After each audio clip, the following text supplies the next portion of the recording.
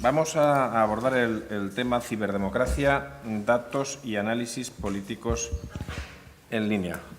De nuevo añadimos un adjetivo más, un tema más que nos permita continuar con un relato que acabará después con una mesa redonda sobre los medios valencianos. Nos acompaña Cristina Ares Castro Conde, que es profesora contratada doctora en el Departamento de Ciencia Política, que es la categoría profesional precarizada que está de moda ahora en la Universidad Española, la categoría casi les diría por excelencia. Es máster en Estudios Europeos del Colegio de Europa de Brujas, ha realizado estancias de larga duración, que les adelanto que suelen ser las buenas, en el Departamento de Democracia y Democratización en el Centro de Estudios Sociales de Berlín, en el Centro de Estudio de Europa de la Universidad de Boston y es miembro de distintos proyectos en el programa Mineco. Bien, de todos modos, no hace falta que yo siga presentando. Ustedes buscan a Cristina en Google y después la buscan seguramente en Google Books y en otras referencias bibliográficas y seguro que encontrarán toda su producción y se hacen una idea. No me voy a extender, le doy la palabra.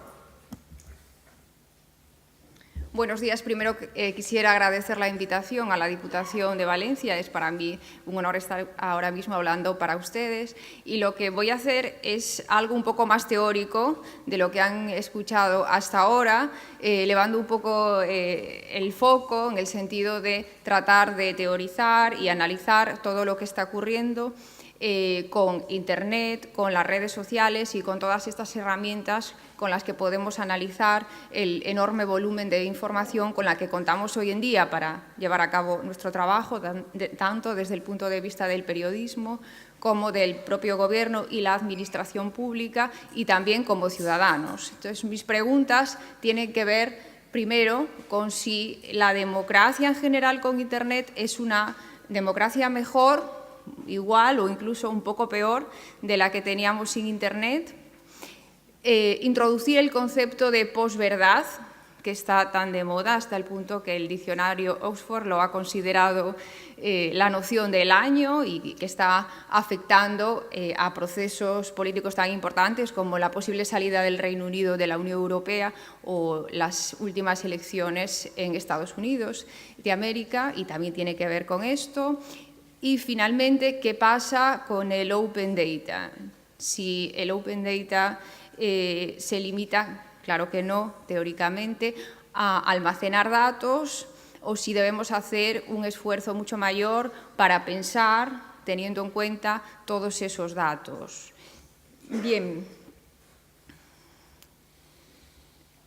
Es evidente que las nuevas tecnologías, Internet y las redes sociales particularmente, han cambiado muchas cosas, incluso la propia noción de ciudadano, también el día a día de la administración pública, de la elaboración de decisiones públicas. Entonces, inicialmente podíamos pensar que la democracia con Internet sería una democracia mucho mejor porque podría empoderar a cualquier ciudadano, hacerlo más igual, al menos convertirlo en un productor de información y permitir que su posición, que sus opiniones tuviesen más influencia en la toma de decisiones públicas. Además, en la red podrían aparecer espacios de discusión política que a veces se echaban en falta en una democracia sin Internet. O sea, no solo se trata de que esas posiciones de los ciudadanos y de los grupos lleguen a los partidos y con ellos a las instituciones,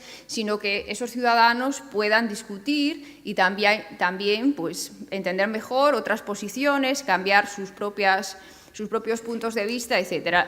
En principio, Internet es una herramienta muy útil para eso. Si no hay un espacio común, un foro de discusión común, pues va a haber microespacios de discusión en los que participen gente pues, especialmente interesada en un tema, profesionales que trabajan en un asunto, etc. Entonces, parecía todo muy positivo, incluso que permitiría la red hacer estas discusiones fuera del marco del Estado, ¿no? Pues pues quizás participasen gente de distintos países y esto nos ayudase a resolver problemas comunes y un poco pues, pusiese en tela de juicio la continuidad de las estructuras políticas tal y como las conocemos hoy en día. Bueno, parece que nada de esto está pasando.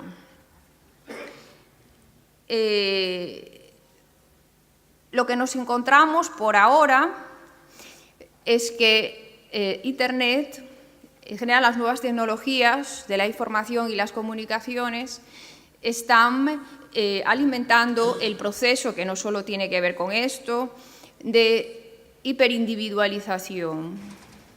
Es cierto que el individuo tiene más capacidad, si quiere, para emitir mensajes, para dar a conocer su posición y tratar de influir, pero con estas nuevas tecnologías cada vez tiene un punto de vista más autorreferenciado, cada vez es menos miembro de una comunidad y cada vez incluso escucha menos, a pesar de que hay muchas más voces y mucha más información en línea.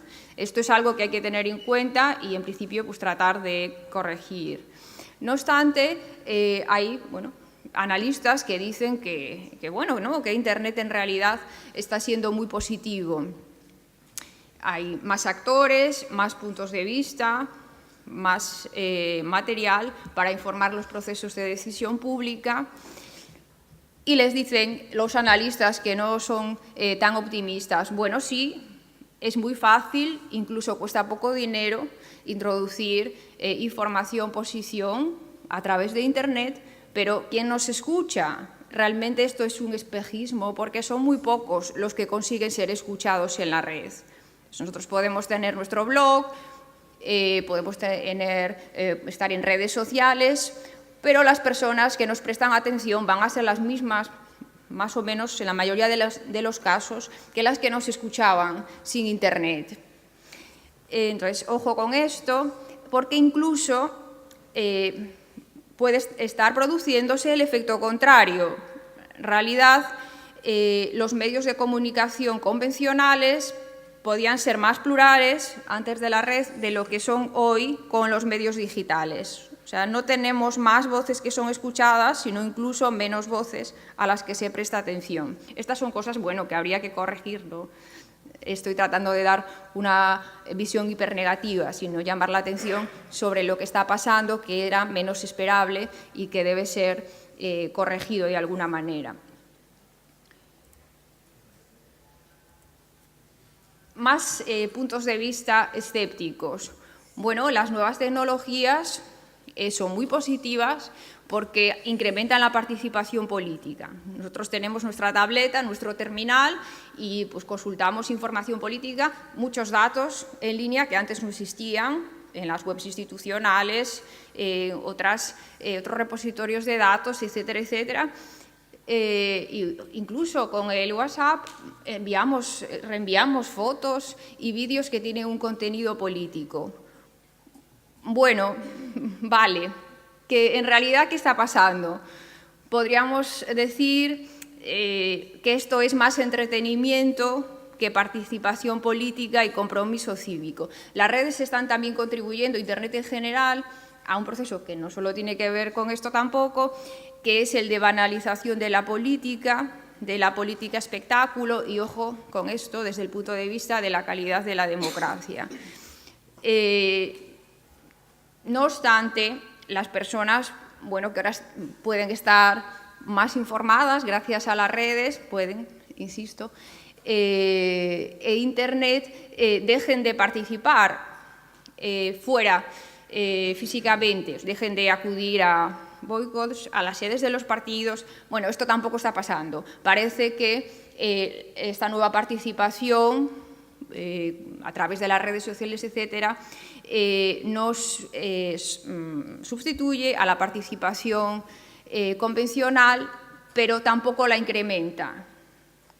Ojo con pensar que por estar enviando vídeos y noticias a través de las redes de Internet, eso quiere decir que hay más personas participando en los procesos de decisión pública en la democracia o pues tratando de alguna manera de contribuir políticamente.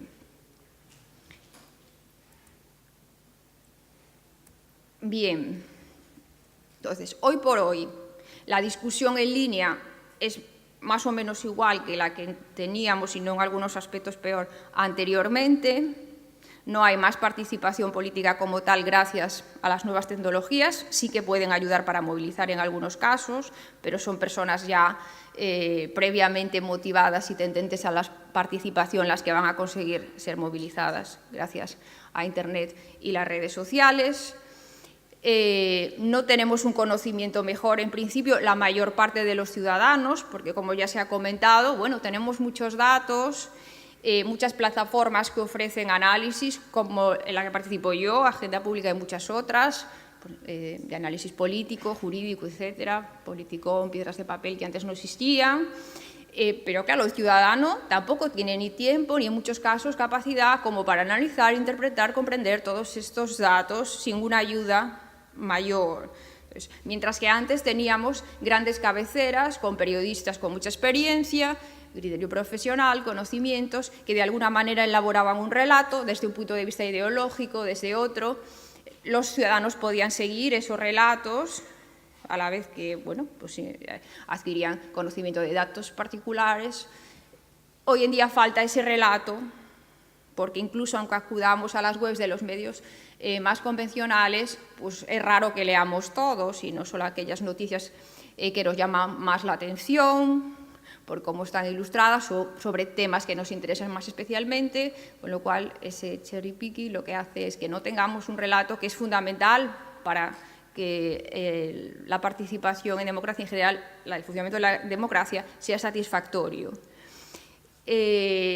Movilización, lo que comentaba antes, son personas que ya están motivadas, las que reciben esas convocatorias a través de Internet y las redes sociales, etc. No obstante, no sabemos cómo esto va a evolucionar, porque puede que las nuevas generaciones, que ya han crecido con nuevas tecnologías, las usen de manera distinta y consigan emplearlas de forma que sea más rico el contenido de esa discusión, que haya más participación y más conocimiento. También depende de nosotros y de la capacidad que vayamos teniendo de introducir más herramientas de análisis y de hacer más análisis y facilitar al ciudadano medio, pues, que está en sus tareas y que no tiene tanto tiempo ni conocimiento sobre todos los temas, el poder seguir las agendas y las decisiones públicas. Bien, incluso hemos dicho, al observar acontecimientos como las primaveras árabes, que era la propia Internet y las redes las que estaban facilitando esos procesos y esos cambios sociales. Bueno, tenemos que decir que esto nunca ha sido así. Las redes siempre han tenido un impacto también en estos casos cuando los medios de comunicación convencionales se hacían eco de los contenidos que se estaban debatiendo en esas redes. Pero en el caso de las primaveras árabes todavía hay una cosa más curiosa, que es que los usuarios de las redes que estaban comentando esos hechos en realidad eran profesionales de Europa y de Estados Unidos. O sea, no había movimiento en las redes en los propios países significativos, algo como reacción a lo otro, pero no era la causa de esos procesos. Y tenemos que tener precaución al analizar los efectos del uso de Internet y de las redes sociales. Lo mismo pasaría con Wikileaks. Es muy importante por los datos que nos puede ofrecer, pero llega a la población cuando las grandes cabeceras se hacen eco de la información que se les ha facilitado y no directamente. Siempre tenemos que contar con esa mediación de los medios convencionales.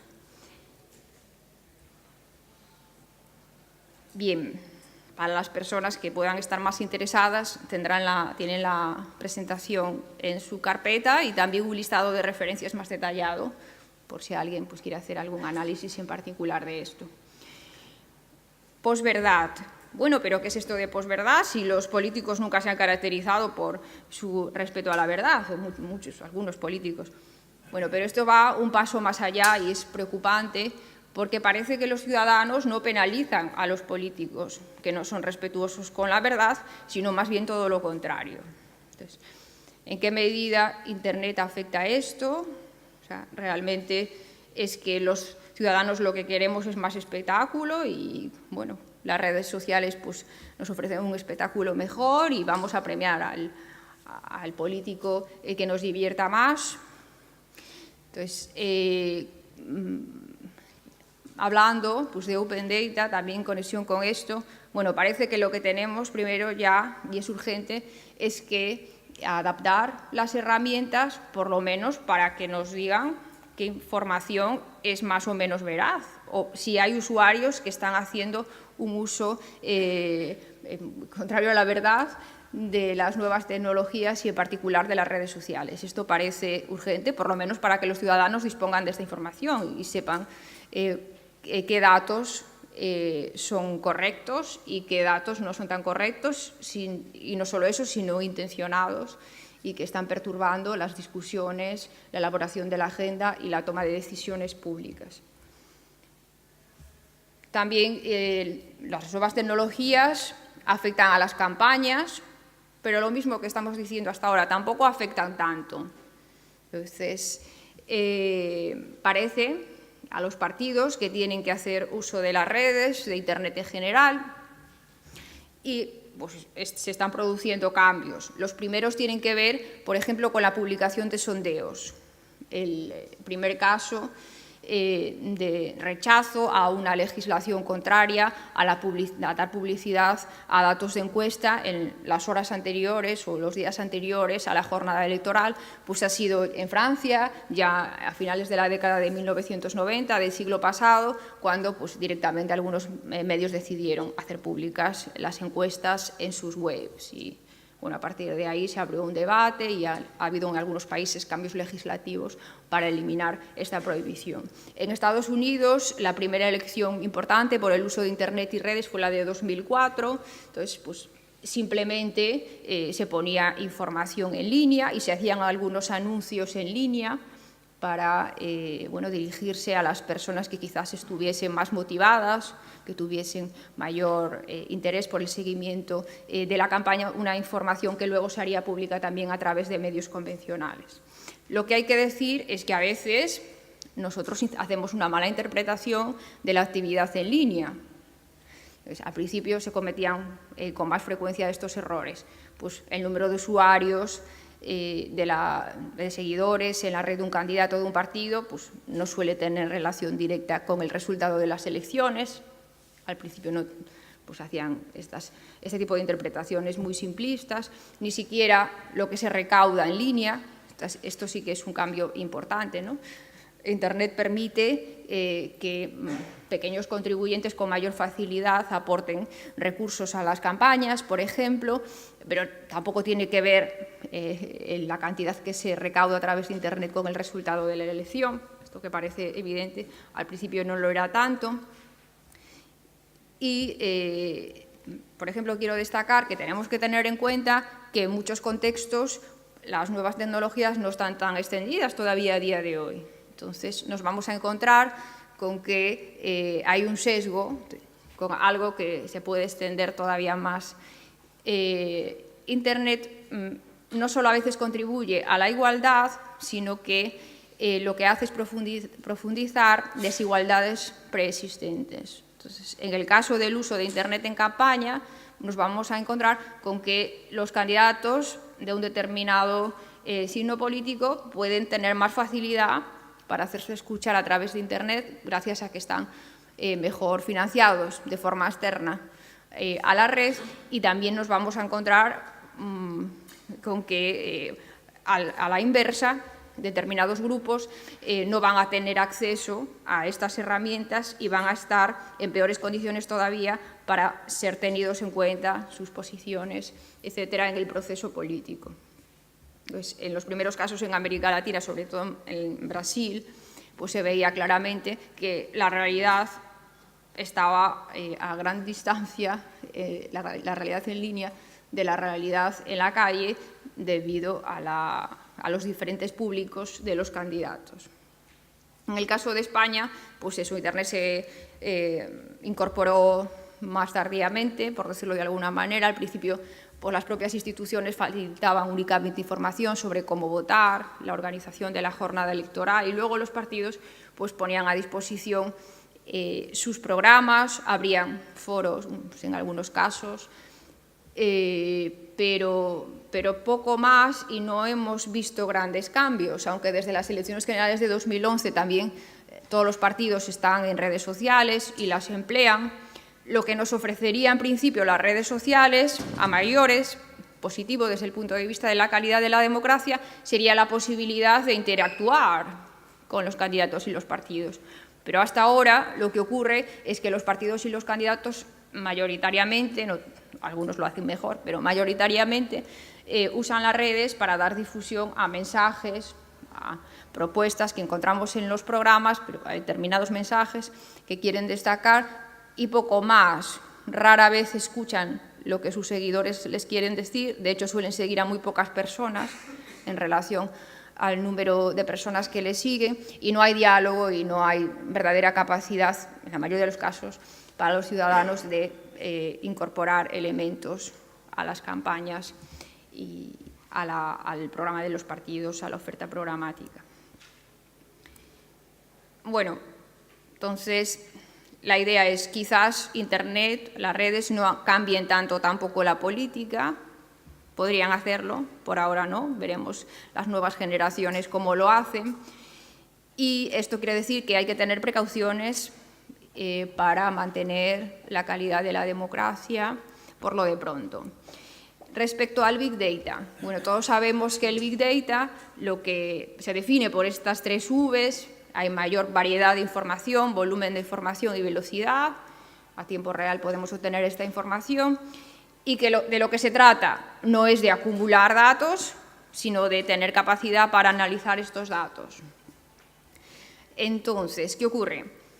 Primero, que aparecen dilemas entre la privacidad y pues, el derecho a la información, o pues, incluso el confort en algunos casos.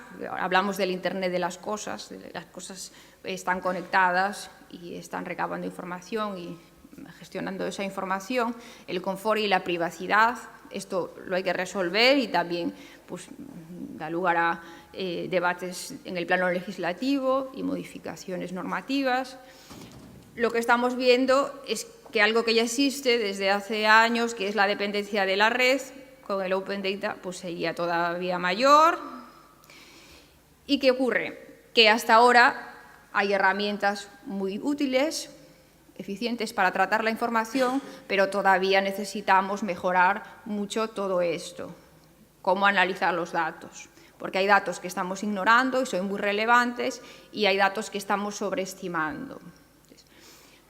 Resumiendo todo lo que acabo de decir, la democracia es mejor con Internet y con redes sociales. Bueno, tenemos más capacidad para enriquecer el debate público, mayor en principio pluralidad de voces, si conseguimos que todas ellas se escuchen. Tenemos más datos, esto es muy positivo, una gran noticia. Pero ¿qué pasa? Que existe ese espejismo, que realmente por ahora no todos estamos siendo escuchados por igual. En cualquier caso, necesitamos la labor de los medios de comunicación convencionales y, ojo, que pueden estar perdiendo profesionales y capacidad para llevar a cabo su análisis, su papel de análisis, que va mucho más allá de los datos que puedan ofrecer. Estamos presenciando una mayor banalización de la política. Esto es problemático, tenemos que tratar de corregirlo. Los datos no hablan por sí solos. Necesitamos profesionales con formación y con experiencia para que los ciudadanos tengan esos relatos que estamos perdiendo y que son imprescindibles para un buen funcionamiento de la democracia. Necesitamos más y mejores herramientas para analizar los datos que no estamos empleando, y necesitamos poner los datos en su sitio, porque además hay otro elemento. Si creemos que todo está en los datos, al final no innovamos. Innovar es fundamental para la administración, para la política y también para los medios de comunicación. Con esto termino.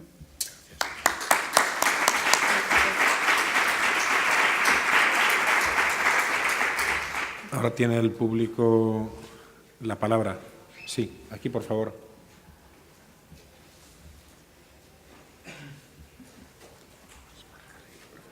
Sí, gracias.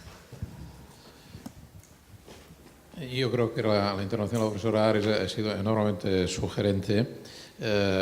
Quisiera hacer una reflexión, no tanto una pregunta, pero usted ha subrayado un tema que me interesa especialmente respecto de la sospecha que podemos tener algún sector de profesionales del derecho de que hay un proceso de sublimación de Internet como el gran instrumento participativo. Su tono crítico me ha interesado especialmente, sobre todo en la medida en que ha puesto énfasis en la calidad de la democracia y usted ha subrayado dos aspectos, dos patologías, diríamos, de las redes sociales que pueden devenir en algo más que patología, un problema más grave e incurable. Y es, ha dicho, la hiperindividualización y la autorreferencia del usuario de las redes. Si esto es así, y creo que hay indicios racionales que en determinados ámbitos es así, la calidad de la democracia queda absolutamente depauperada, porque la democracia se basa desde luego en el individuo como sujeto, pero el individuo en los grupos en los que participa. El individuo sin los grupos, sin el grupo social, sin el contexto social, es poca cosa. En fin, sirva esta reflexión como para poner de manifiesto, que no poner en valor, horrible palabra, que en castellano que yo sepa no existe, es un galicismo, valorar la importancia del carácter instrumental de las redes, pero en ningún caso la concepción de las redes como una finalidad. En este sentido, sí, quisiera poner de relieve mi acuerdo esencial con los planteamientos que ha sostenido.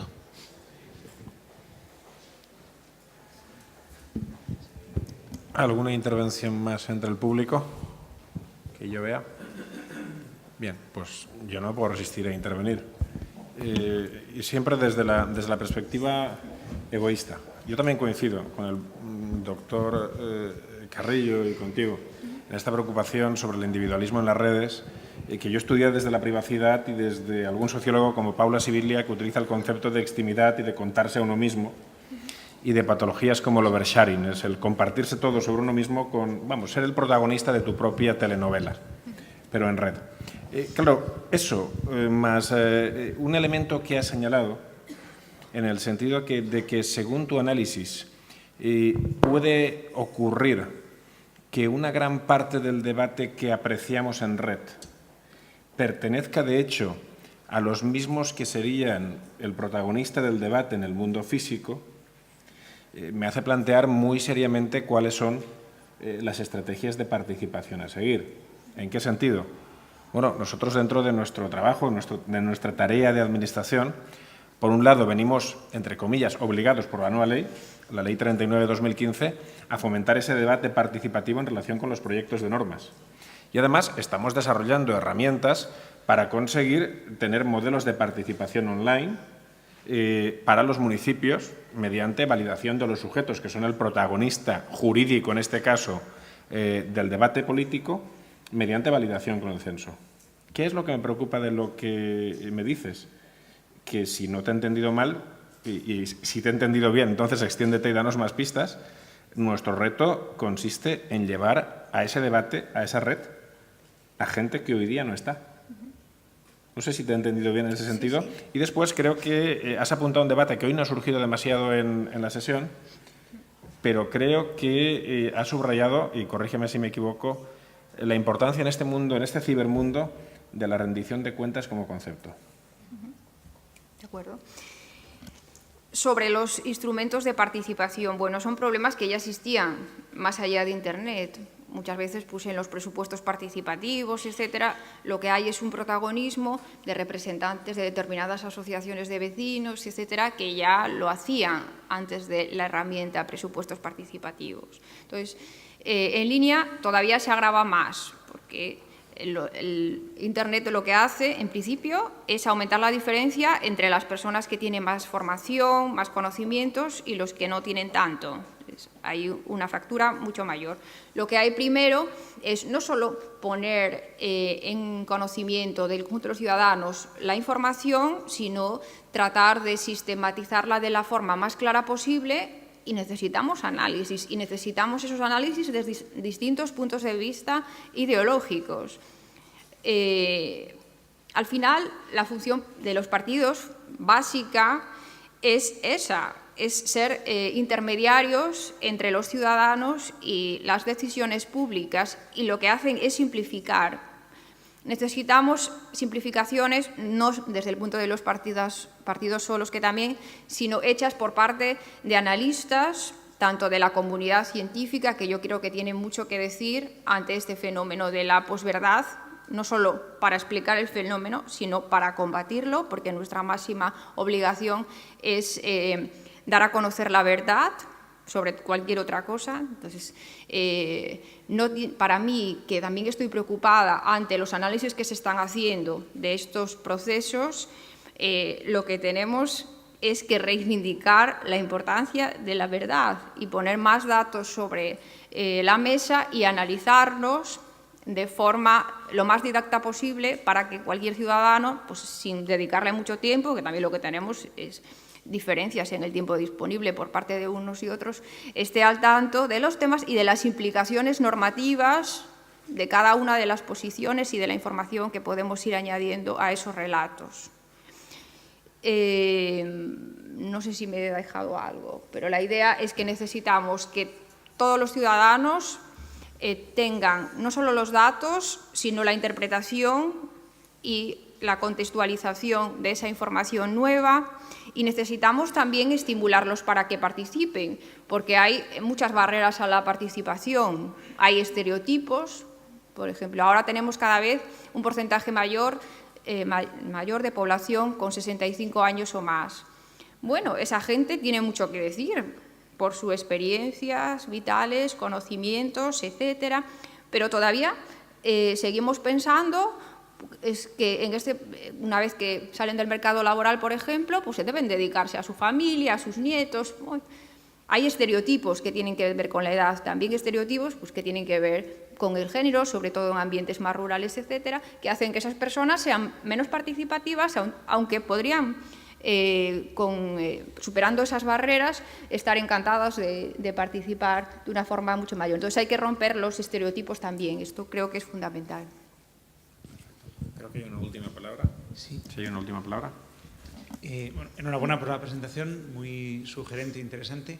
Has hecho un comentario así de pasada de que algunas de las herramientas que están poniendo en marcha de datos abiertos infravaloran alguna información y otras sobrevaloran algún tipo de información. ¿Tienes algún ejemplo para que nos podamos imaginar a qué te estás refiriendo? Bueno, yo creo que hacemos un seguimiento mayor de los temas que los partidos, sobre todo en el Gobierno, tienen interés en que hablemos de ellos, ¿no? Todavía siguen más los partidos marcando la agenda que otros actores importantes en el proceso político. Entonces, también pues, damos más importancia a la información más del momento y no a los procesos a largo plazo, que serían los que merecería la pena seguir en mayor medida, ¿no? Por ejemplo, que tiene que ver con la individualización, que tiene mucha repercusión también social, no solo política, pero política igualmente, porque aún no lo hemos dicho, pero está claro que esa individualización tiene un sesgo ideológico, es claramente lo que plantea el neoliberalismo. Incluso lo vemos ahora aplicado a las pensiones, ¿no? Siempre lo digo, bueno, que por poner un ejemplo, que es lo que me pides, es que nos ha defraudado el sistema ha colapsado porque, bueno, nosotros teníamos un cotización tenía unas expectativas de llegar a una edad, iba a recibir una determinada pensión. Es una quiebra del sistema. Claro, esto está hecho desde un punto de vista individual. Mire, es que el sistema no está pensado desde un punto de vista individual, sino desde un punto de vista colectivo, en el que lo que se hace es, un sistema como el nuestro, que hay variaciones, contribuir para pagar las pensiones actuales. ¿Dónde está la quiebra del sistema? Quebrará si no lo adaptamos.